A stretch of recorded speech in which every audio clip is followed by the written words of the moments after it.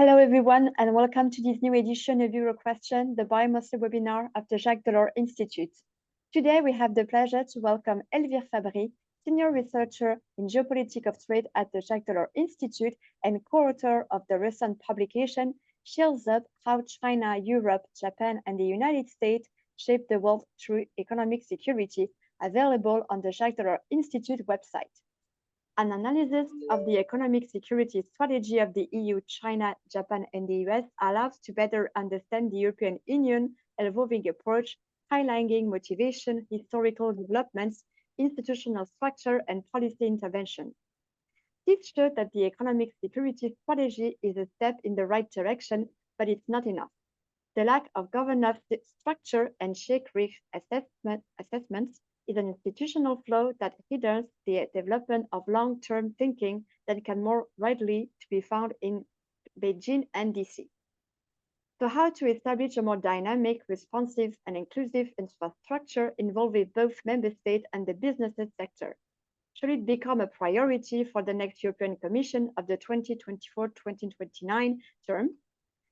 I would like to remind you that you can ask your question with the Q&A tool available at the bottom of the screen. Elvire, you have the floor.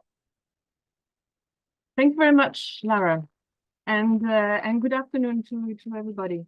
I'm very pleased today to present you some of the findings of this collective paper that we have recently published with Nicola Scholar-Suzuki, Pascal Lamy, and Marco Sibona.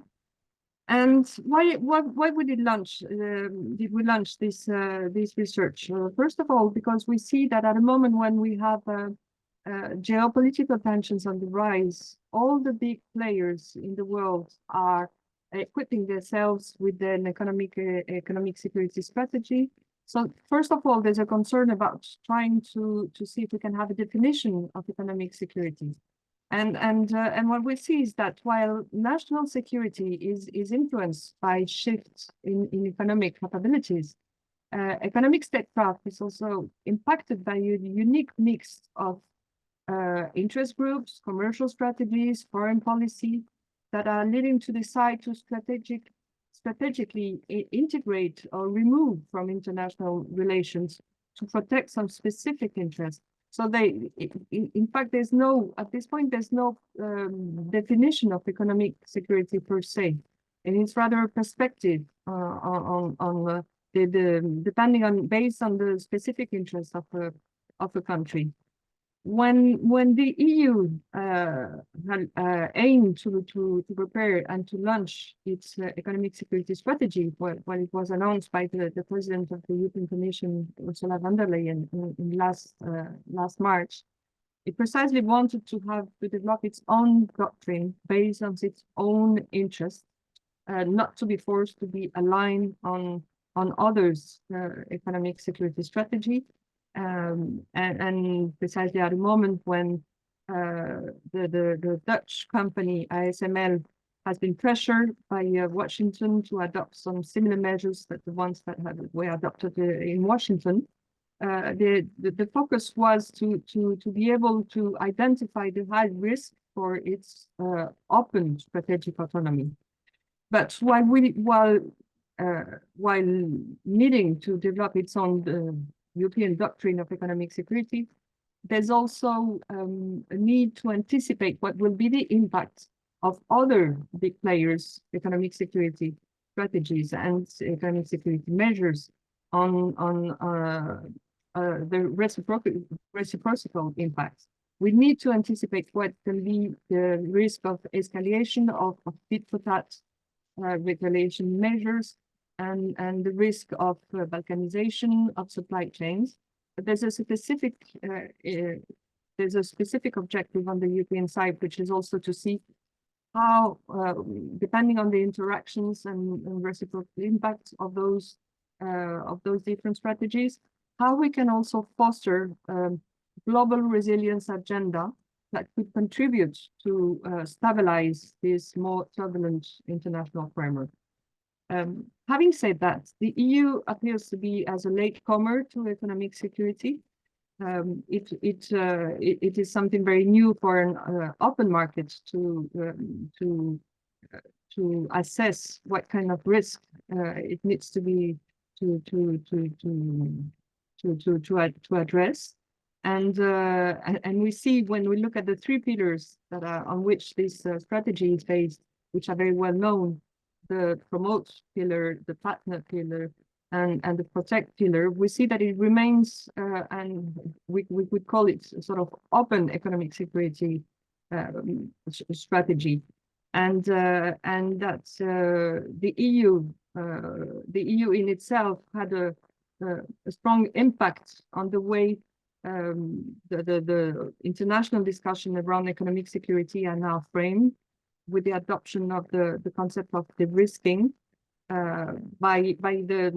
when Ursula von der Leyen specified that the EU was for de-risking and not for decoupling strategy. It has influenced more globally all debates on economic security. But being a latecomer in economic security is obvious when we look when we compare it with the Chinese approach, the American approach, and the Japanese approach. For China, national security has always been a strong concern to secure the stability of its regime since 1949. But as soon as the turn of the 2010, there was also already a concern about the vulnerabilities that could arise from globalization, and that could be linked to some reliance on foreign technologies, and it has started as soon as that, as focusing on it, improving its industrial policy and shifting its economic strategy based on development objective to more to security focused approach, with an effort of institutionalization of the economic strategy under Xi Jinping premiership. Japan as well started to integrate an economic security focus as soon as in 2010, after the territorial dispute that it had with China, which had led to some export restrictions of rare earths. The resilience of its supply chain became to be a very prominent objective, and it has led progressively to reshape its economic statecraft and institutionalize an economic security strategy with some important initiative as soon as around 2021 and 2022, even with the creation of a position of a Minister for Economic Security, an additional and other additional institution initiatives.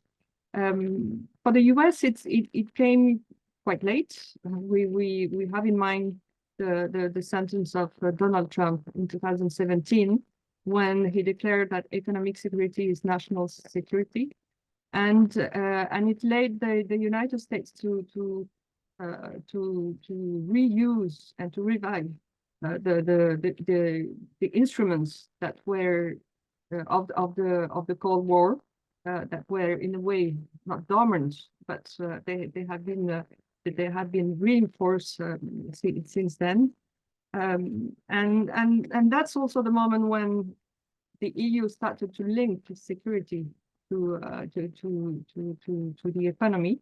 But having said that, it shows that even if the EU has built its strategy on some initial initiatives, it is coming quite late in this process.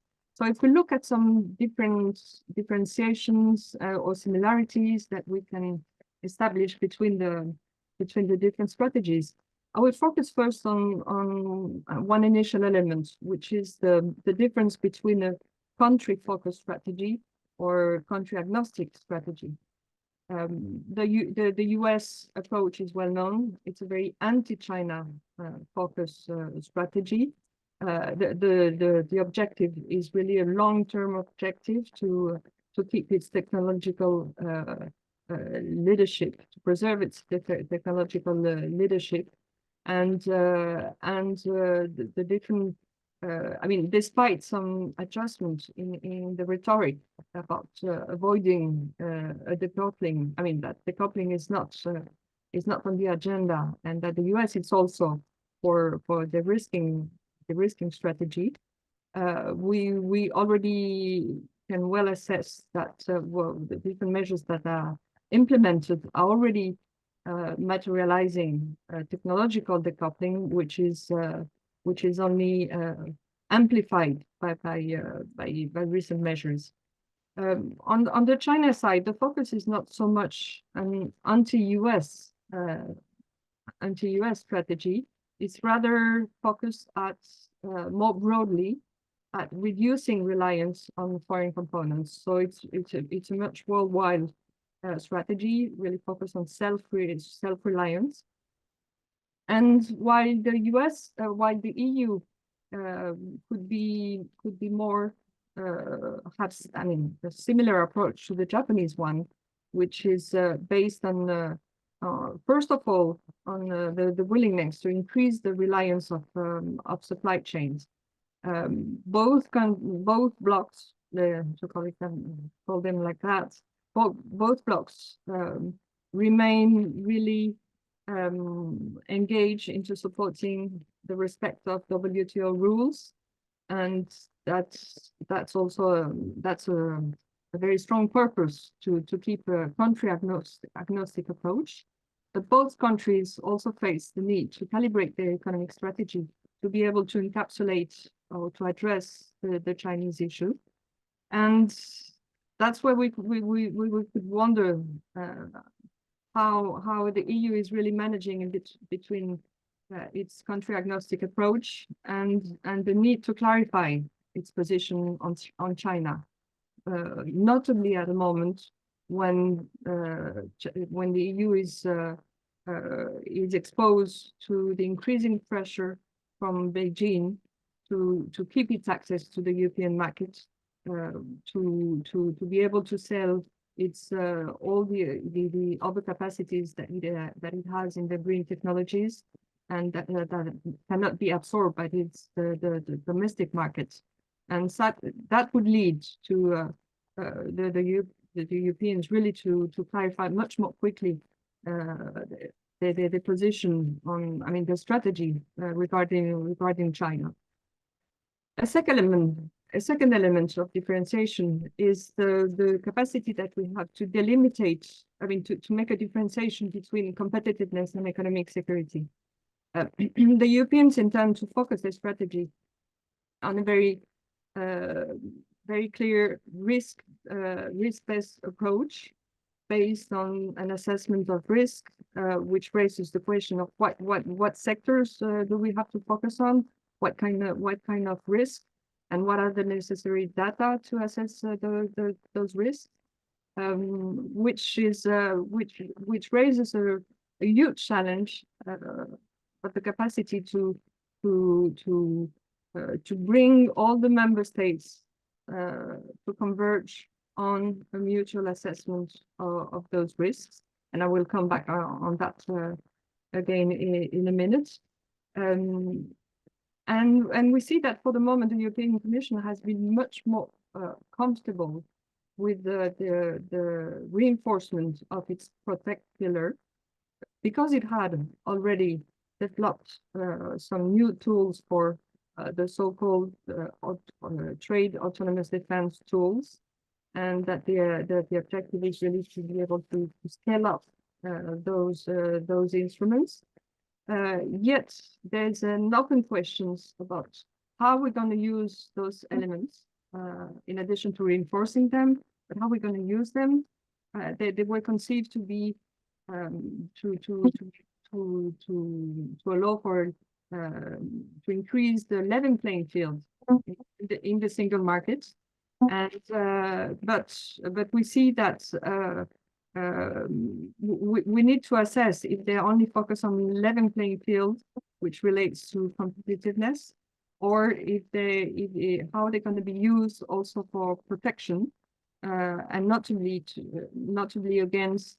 I mean, to be able to avoid the leakage of the know-how of dual use technologies. And the recent proposal from the European Commission in late January are rather focused on this issue about dual use technologies. But we see that the delimitation between level playing field and protection is not so clear at the moment. The EU continues to have a very defensive approach of economic security, and it may have to clarify what this how it makes really a distinction between economic security and competitiveness, and precisely even to increase this a more offensive dimension of economic security. That leads to the second pillar about promotion. The EU has an important weakness in its capacity to finance a promote strategy, faced to the use of the dollar on the US side, faced to the capacity of China to support its industry by limited subsidies. The EU is currently still lacking an important instrument of collective funding for its to reach its industrial objectives. The fact that the Europeans have failed to shift towards financial integration of the single market is a strong witness, and we can expect to see on the agenda of the future Commission and the rise again of the issues related to capital market union and banking union as being some very important issues to be able to channel not to be the private funding into innovation, to be able to have a more ambitious offensive dimension of the economic security strategy. Just to say a word concerning the third pillar, the partnering pillar, that's where the EU has a comparative advantage compared to not only to the US strategy. We know that there's no more political support in the Congress to launch some new bilateral negotiations that would provide more access to the US markets. The EU is much more engaged in global supply chains than the US. It also requires to have, I mean, it has more needs in terms of access to some raw material, which are not provided by the single, I mean, which are not accessible in the single market, and it benefits from numerous free trade agreements and kind of partnerships, and it is engaged in an ambitious policy of new negotiation of those bilateral agreements, but it will require also a change of approach of its negotiation, because it's not only about accessing markets, about accessing raw material resources. The needs that the Europeans have now, it's also to be able to increase the production capacity in some third countries. I'm thinking more specifically, for example, about the need to increase the supply of the single markets with green hydrogen. The EU won't be able to produce all the green hydrogen that it will need, and it will need to be able to support some emerging countries into the production of that sustainable energy, which means also being able to to fuel those partnership objectives with some funding capacities, and that takes us back to the need to increase the EU funding capacity. Just as a final element of conclusion, what this comparison raises, I mean, the issue that this comparative approach raises is really the speed of the European building of an economic security strategy. And that's why we have focused on some issues related to the governance of economic security within the EU. The main objective is really to bring on board all the member states, because it is all about coordinating the European approach, being for the protect pillar as for the promote pillar. And the perception that we can have at the moment, the impression that we can have is that the member states may not be doing the homework in terms of coordinating, I mean, creating, building this governance of economic security within the government, and that we also lack some institutional support to have to build this governance between the member states and the EU level. And that's why we are recommending that the future president of the new president of the European Commission should create a position for an economic security commissioner, which would allow even to improve the coordination within the Commission between the different director generals, directorates of the Commission, but will also keep the economic security objective very high in the agenda of the member states, and it should be accompanied by the creation of economic security council within the EU Council, and an incentive for member states to create also a position for an economic security minister, like Japan did already in 2022.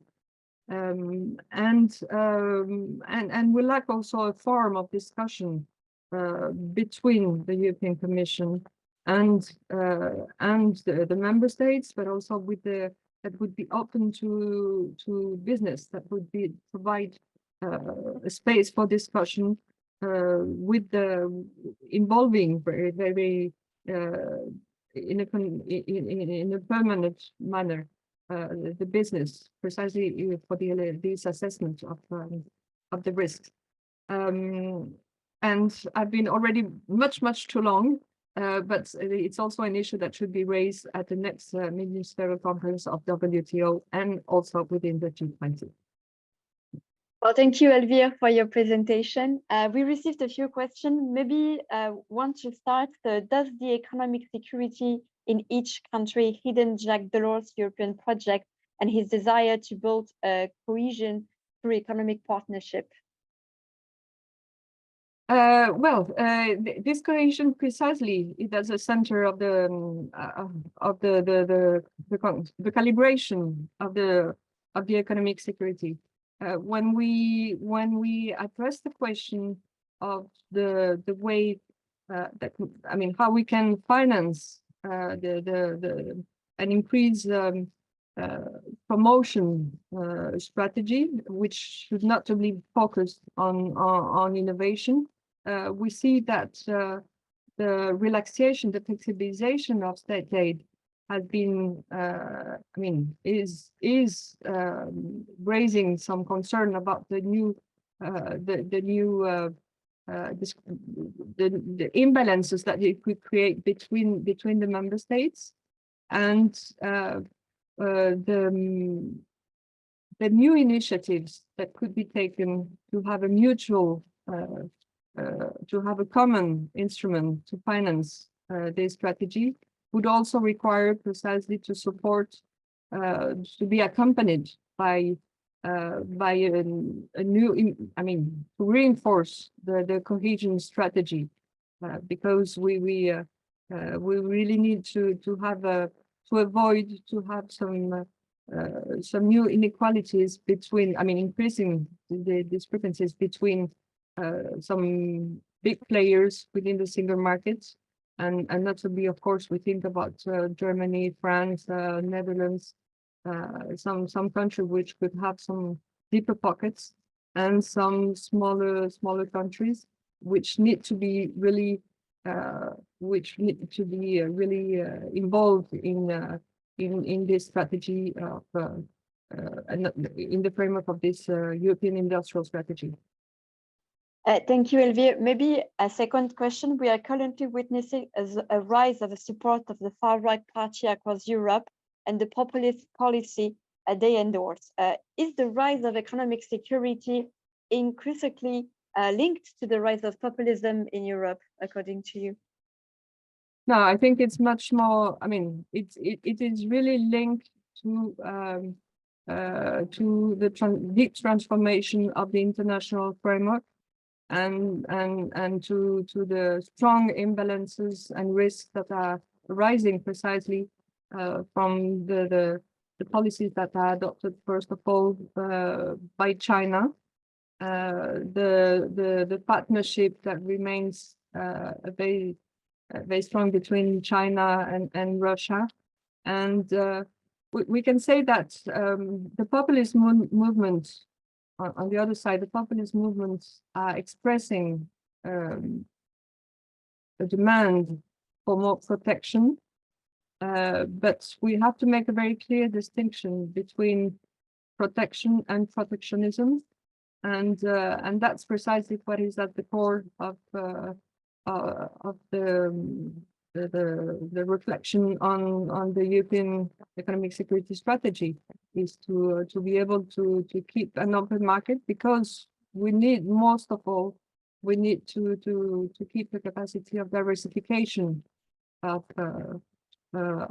supply, and diversification also of access to external demand.